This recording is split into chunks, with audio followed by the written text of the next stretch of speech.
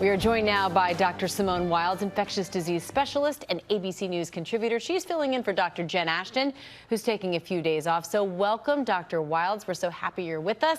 We've got some viewer questions for you today, so we'll get right to it. Our first question, how can contact tracing be more effective? Thank you. Great question. Contact tracing is a very important tool that we use, especially during the epidemics in infectious diseases.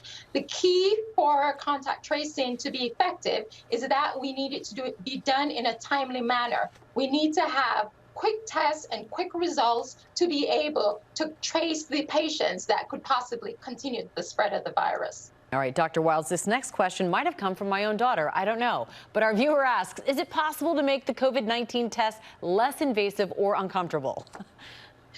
I hear that question all the time. I think the answer to that question is yes. What I do want to point out, though, is that the gold standard for testing, which is the test we all go to, is the nasopharyngeal test, which, a lot of patients tell me it's very invasive, it's very uncomfortable. They are working on other tests, but the results might not necessarily be as accurate. But I think as we learn more about COVID, as we tend to get more information, I think we're going to work on more tests that people are going to be more compliant with, and that will help us to track this disease even better. Yeah, a lot of people really waiting for that one. We know it's summer. It's really hot out there. The next question is pretty applicable there. Is there an air quality alert in your city? Is there a higher chance of becoming infected when outside? Great question.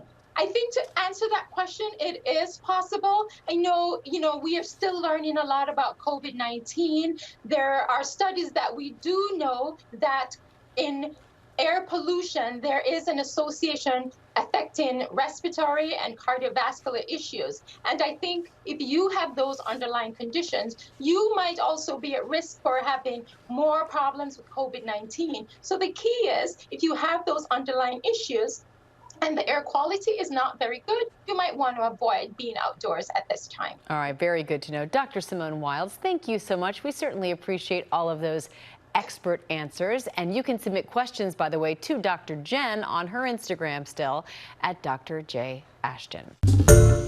Hi, everyone. George Stephanopoulos here. Thanks for checking out the ABC News YouTube channel. If you'd like to get more videos, show highlights, and watch live event coverage, click on the right over here to subscribe to our channel. And don't forget to download the ABC News app for breaking news alerts. Thanks for watching.